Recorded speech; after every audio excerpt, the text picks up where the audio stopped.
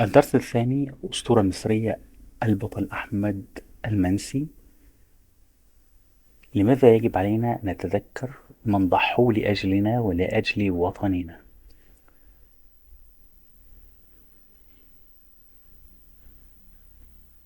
المستهدف من الدرس التعرف على نشأة وحياة الشهيد البطل أحمد المنسي، دور الجيش المصري في حماية الوطن، احترام تقدير شهداء الوطن، معاني الانتماء والوفاء والتضحية من أجل الوطن.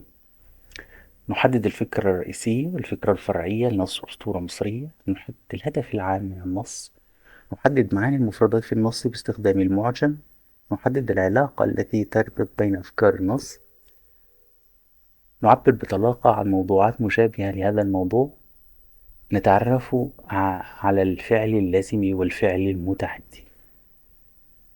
الانتماء والوفاء للوطن ليست مجرد كلمات تقال، بل مواقف وتضحيات. وقد تجلت هذه المعاني في سيرة الشهيد البطل أحمد المنسي الذي اختار أن يعيش بطلا أو يموت شهيدا في ميدان الشرف. ولد العقيد أركان حرب أحمد صابر المنسي في 4 أكتوبر 1978 بقرية بني قريش بمركز بني القمح بمحافظة الشرقية. نشأ في أسرة غرزت فيه القيم الدينية السمحة وحب الوطن، وعلمته كيف يكون إنسانا قبل أن يكون جنديا. التحق بالكلية الحربية وتفرغ فيها وانضم إلى القوات الصاعقة المصرية، وكان حريصا على أن يتسلح بعلم، إيمانا منه بأن القائد الناجح لابد أن يجمع بين الشجاعة والعلم لخدمة وطنه. فحصل على دورات متقدمة في مجالات العمليات الخاصة، ونال درجة الماجستير في العلوم العسكرية. اتسمت شخصيته بالجدية والالتزام والتواضع، وكان معروفا بعلاقته الإنسانية بجنوده، يعاملهم كإخوة، يطمئن دائما على أحوالهم الشخصية، يشاركهم الطعام، لا يأكل قبل أن يتأكد أن كل جنوده تناولوا طعامهم. وعلى الرغم من انشغاله بقيامه بمسؤولياته الكبرى تجاه وطنه مصر، لم ينس أهله المحيطين به، فقد كان بارا بوالدته وخير عون لمن يحتاج للمساعدة. كان قائدا لا يعرف التراجع، يتقدم الصفوف ولا يترك رجاله. خوض مع جنوده بطولات عظيمة ضد بؤر الإرهاب في سيناء، منها عملية تطهير ناجحة في منطقة الشيخ زويد التي أسفرت عن قضاء على عدد من القيادات الإرهابية وضبط كميات كبيرة من الأسلحة والمفجرات. فكان دافعه إيمانه الحقيقي بأن سيناء جزء غال من تراث مصر وبوابتها الشرقية لا يجوز أن نفرط فيها أو أن تمس بسوء. كان دائما يقول لجنوده: نحن هنا من أجل أن نحمي هذه الأرض، وإذا استشهدنا نموت ونحن رافعون رؤوسنا. بهذه الروح واجه المنسي كل التحديات حتى جاء يوم 7 يوليو 2017 حين تعرض كمين البث في رفح لهجوم غادر استمر حوالي 4 ساعات، استخدم فيه الإرهابيون أسلحة ثقيلة وسيارات مفخخة. تصدى البطل للهجوم بكل شجاعة رافضا الانسحاب حتى أنه أصيب أكثر من مرة. وفي لحظة بطولة استثنائية صعد المنسي إلى سطح المبنى مظهرا نفسه ليشغل انتباه الإرهابيين ويمنح جنوده فرصة لنقل زملائهم المصابين والشهداء بعيدا عن مرمى النيران. ظل يقاتل حتى لقى ربه شهيدا تحول باستشهاده رمزا خالدا للفداء، فرسم بجسده حدود الكرامة وبدمه ختم بوابة سيناء كأنها قفل من نار لا يفتح إلا لأبناء الوطن. البرث اسم منطقة في جنوب مدينة رفح شمال سيناء شهدت معارك شرسة بين الجيش المصري والجماعات الإرهابية. تجلت ظهرت ووضحت عون معين مساعد، الجماعة عوان وفخاخة مليئة بالمتفجرات، الشرف العزة والكرامة، خاض مراد دخل، شارك مضادها انسحب.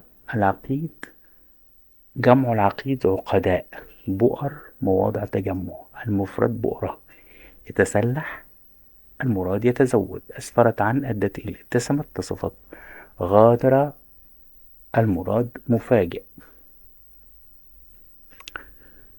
استعن بالسياق وحدد معنى الكلمات المنونة بالأحمر. غرست فيه القيم الدينية السمحة وحب الوطن. ثبتت، كررت، ناصحت، تابعت، لحظة بطولة استثنائية جديدة نادرة نبيلة ظاهرة. بدمه ختم بوابة سيناء، شيد أغلق قوى أضاء. افهم الفقرة وحلل الفكرة الرئيسية، الفرعية، الأولى والثانية والثالثة. الفكرة الرئيسية التعبير عن مضمون النص كاملا بجملة مفيدة. الفرعية هي التعبير عن مضمون كل فقرة من النص بجملة مختصرة مفيدة. ما الذي نفاه المقال وما الذي أثبته بخصوص الانتماء والوفاء للوطن؟ حدد دافع أحمد المنسي الذي حفزه لحماية سيناء. كيف ظهرت بطولة المنسي في يوم 7 يوليو 2017؟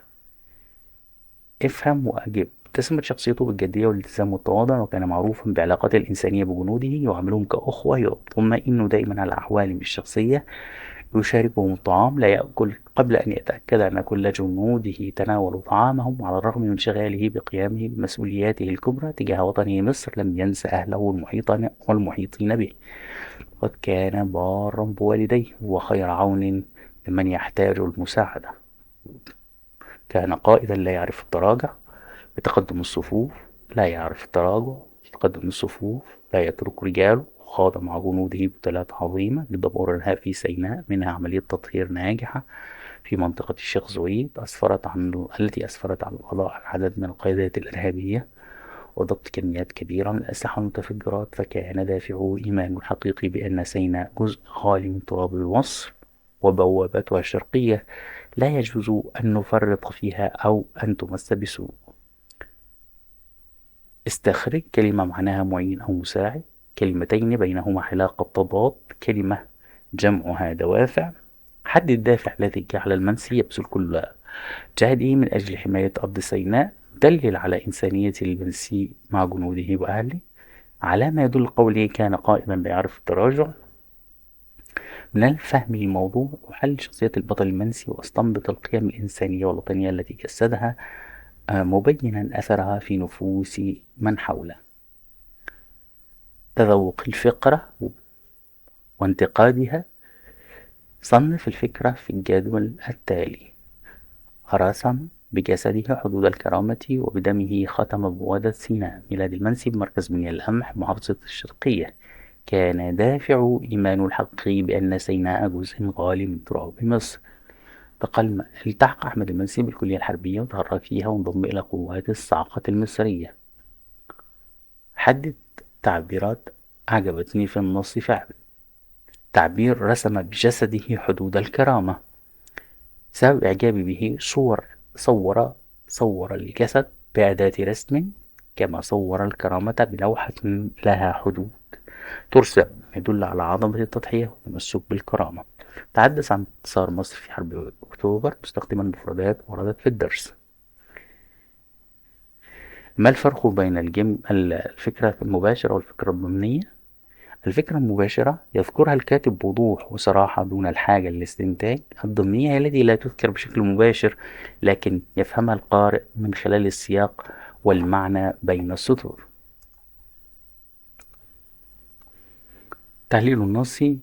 كيف كان كانت نشأة المنسي. ولد عام 78 بقرية بني قريش بمركز منيا القمح بمحافظة الشرقية. نشأ في أسرة غرزت فيه القيم الدينية السامحة وحب الوطن، وعلمته كيف يكون إنسانا قبل أن يكون جنديا.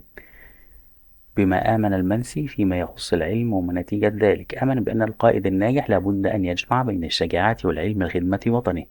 حصل على دورات متقدمة في مجال العمليات الخاصة بعد تخرجه، كما نال درجة الماجستير في العلوم العسكرية. بما اتسمت شخصية المنسي، اتسمت بالجدية والالتزام والتواضع والإنسانية العالية مع أهله وجنوده. حدد الدوافع التي جعلت المنسي يبذل كل جهده من أجل حماية أرض سيناء. إيمانه الحقيقي بأن سيناء جزء غالي من تراب مصر وبوابتها الشرقية، لا يجوز أن نفرط فيها أو أن تمس بسوء. لماذا؟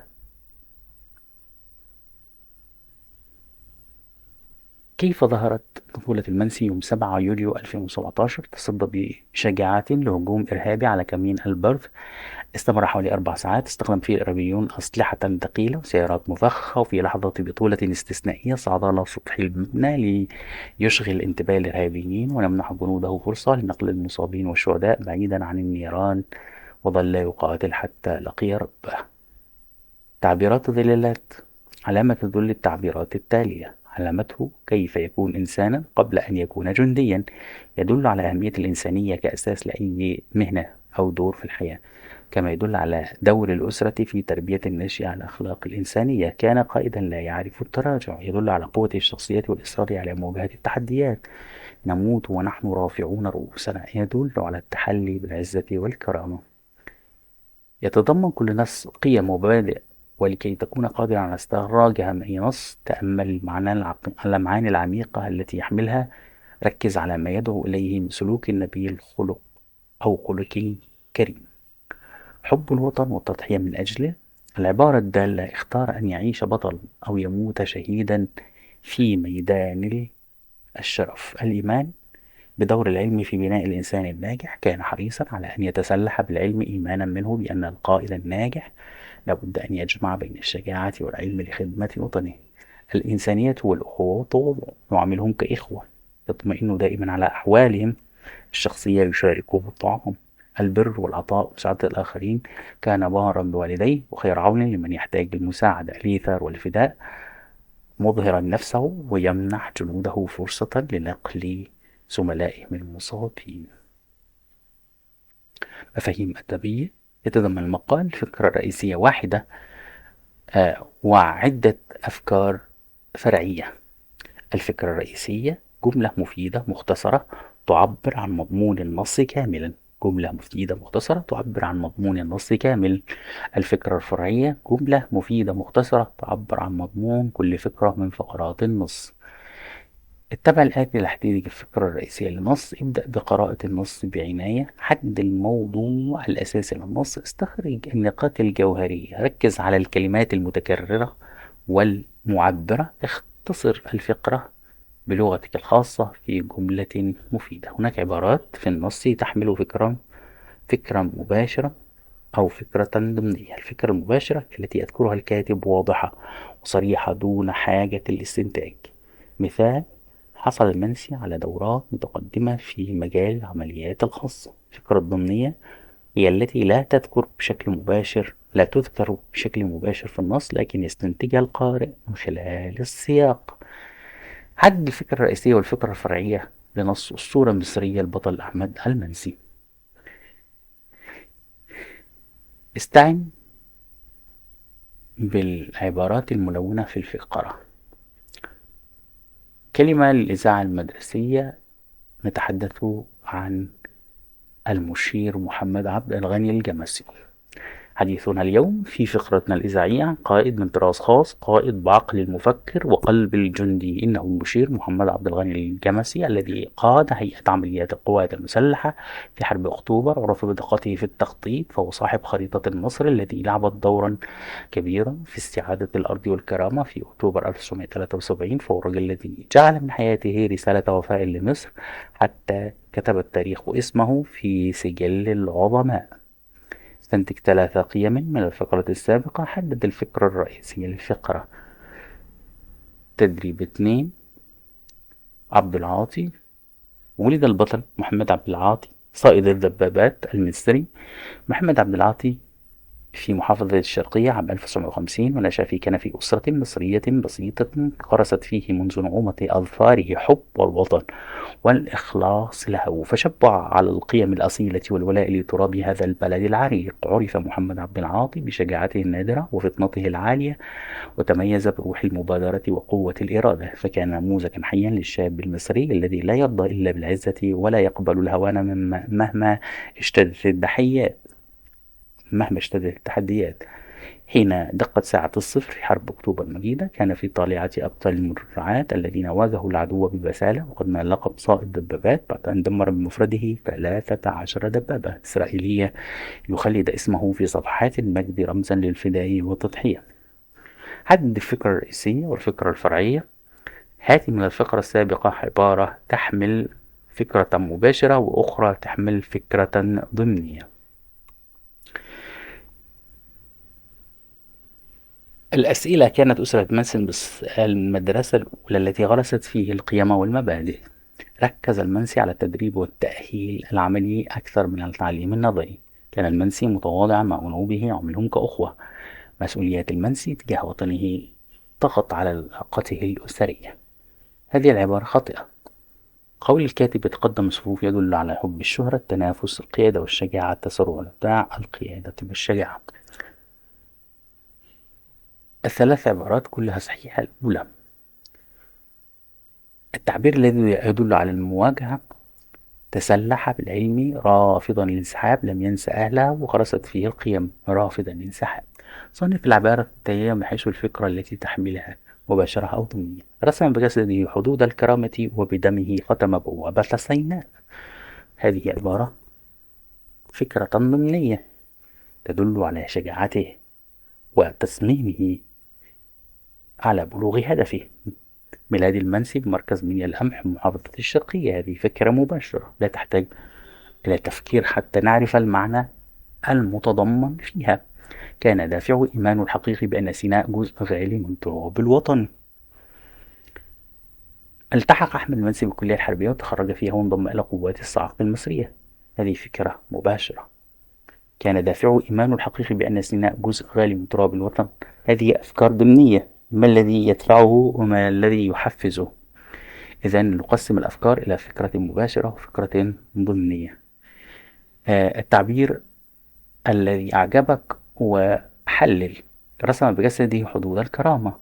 صور هذه صورة بلاغية. صور الجسد بأداة رسم، كما صور الكرامة بلوحة لها حدود ترسم، يدل على عظمة التضحية والتمسك بالكرامة.